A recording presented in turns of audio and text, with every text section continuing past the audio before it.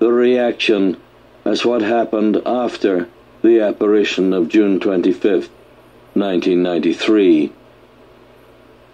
On June 25th, 1993, Our Lady gave more than words. Our Lady showed Ivanka the near future of something the devil would incubate for the next 9 months until birth.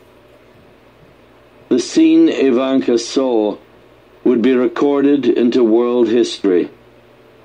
The name of the child to be born would be Hate. Of what Ivanka saw 9 months before it happened, Secular Time magazine's cover of May 16, 1994 said, "There are no devils left in hell." And then, continuing in the article itself, actually, they brought hell with them. Amazingly, this referred directly to what Ivanka had seen months before, a view of hell spilling out onto the earth. Ivanka was so distraught after her encounter with what Our Lady showed her that she was inconsolable. The author of this book attended the June 25th, 1993 apparition in Ivanka's home and gave an eyewitness account of Ivanka's reaction. He tells us, "Ivanka came into the crowded room and knelt down to pray the rosary in anticipation of Our Lady's apparition. Ivanka was poised as one would be, as if they were about to meet the greatest personage of their lifetime. She had a nervous smile, but one could see in her joy and desire, with a thirst that only could be quenched by seeing who was anticipated. Suddenly, Our Lady was there, in front of Ivanka, and all became silent. After a few moments, Ivanka's lips moved in conversation without sound coming through them. Ivanka stared with her head raised, looking towards Our Lady, and then silently began speaking again. It was a beautiful scene, mirrored through her face and eyes, what someone would look like who is literally watching the fullness of love. But something happened. I witnessed Ivanka go from experiencing the fullness of love to the extreme opposite, experiencing the fullness of satanic hatred. If Ivanka's countenance did not define these two extremes during the apparition, signaling to those present that something unusual was happening, after the apparition, it was clear. I have been present during several annual apparitions when Our Lady spoke to Ivanka about the secrets, but never did I witness what I saw that day after the apparition. When the apparition ended, Ivanka jumped up saying, "Horrible, horrible, horrible scenes," all the while moving rapidly through the crowd of people, seemingly oblivious to their presence.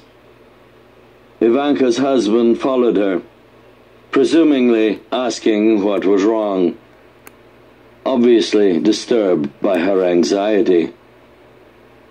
Ivanka ran into the hallway, then moved rapidly from room to room, still loudly saying, "Horrible scenes." Confused at what was happening, her husband tried to talk to her. Not responding clearly to him, Ivanka had grabbed her light coat, coming back into the hallway, and then ran out of the front door, followed now not only by her husband, but her small daughter, who also ran after her. Ivanka ran into the front yard, then to the left side of the house, jumped down a wall and hurried off. Her little girl was by then lying down partially on the grass, crying at her father's feet, while Ivanka disappeared down the trail that led to the church. What had Ivanka seen? What had Our Lady shown her? Why did it upset her so much? Ivanka saw a truth of the fullness of hate and its fruit that was soon to be born. She saw hundreds of thousands of bodies floating down a river, bodies everywhere, bodies mutilated, not only of men, but many who were women and children, and even babies. What Ivanka saw, she saw as a truth, not as a TV report. This was a very potent reality, a reality that the world came to see itself on April 6, 1994, 9 months after Ivanka peered into the future. This truth physically manifested into the horrible, horrible scenes seen by her on June the 25th, 1993. As already stated, Time magazine's May 16, 1994 cover told of it after the fact. There are no devils left in hell. They are all in Rwanda. Then, turning to the beginning of the May 16, 1994 article, it says, actually, they brought hell with them. Time quoted Daniel Bellamy, a freelance journalist, who encountered these killers eye to eye at several roadblocks. There is something there that is not in the eyes of normal people. Time asked the question, how can so much hate have accumulated? In Africa, Rwanda consisted of two major ethnic groups, the Hutus and the Tutsis. There are many things in their history which could explain reasons for what happened, but only one is necessary. That which Ivanka experienced, a satanic event that resulted from the full maturity of hatred. The Hutus decided to eradicate the Tutsis. The Hutus, typically a darker-skinned people, could be easily distinguished from the lighter-skinned Tutsis. Along with being able to easily distinguish a Tutsi from a Hutu, the Hutu plan of genocide was well organized, with representatives in each neighborhood. Hutu businessmen imported 581,000, literally 581,000 machetes for the Hutus to kill the Tutsis. If any Hutu refused to kill Tutsis, the Hutu would also be killed. The killings were organized nationwide, with one killer for every 10 families in the neighborhood. Planned in cabinet meetings, one cabinet member said she was personally in favor of getting rid of all the Tutsis. All Rwanda's problems would be over.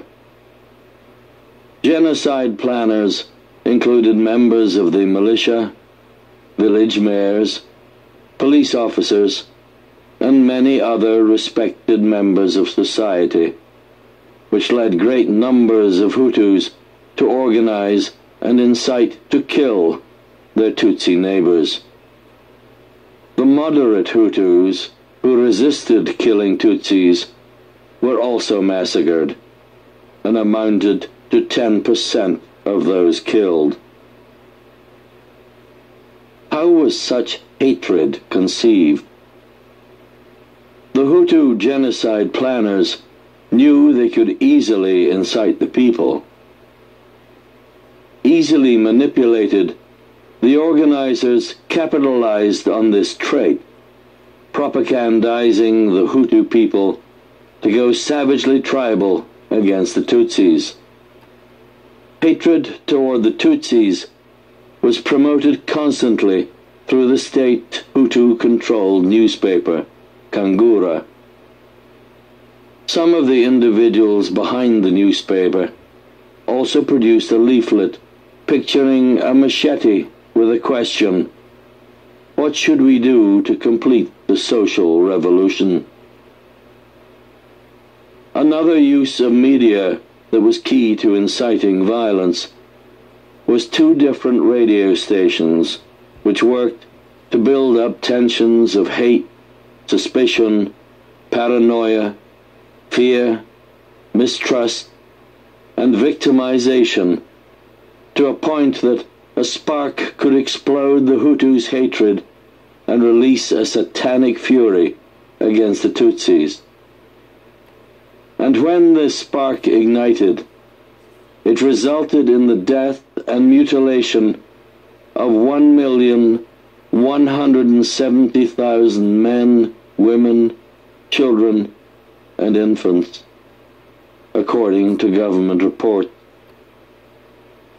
7 people killed per minute for just over 100 days. Ivanka's reaction of running to the church, not even stopping to explain to her husband what she had seen, or to calm her little daughter, can now be understood.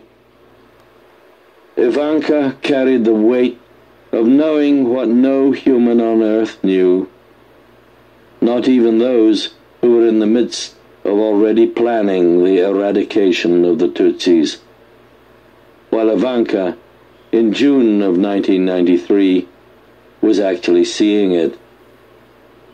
The only place Ivanka knew to run was to the church, where she could bare her heart to Jesus.